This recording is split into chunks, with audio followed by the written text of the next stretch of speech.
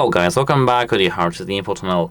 In today's video I'm going to tell you how to fix the earbuds automatically start or pause music. Of course I mean the SOUNDCORE Aerofit Pro.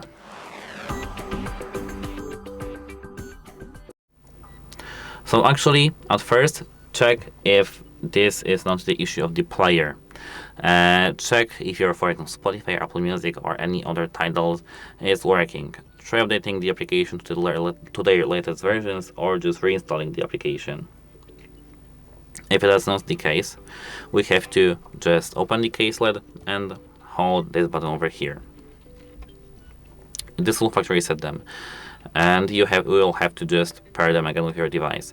Hold this button over here for at least 10 seconds and they will be hard resetted. If it still didn't help you, clean the area everywhere. Just clean your earphones, earbuds as someone calls it, so that everything should be working fine. But if it still doesn't, you have to contact device support because your device may be broken. And that's it, how it helps you, and goodbye.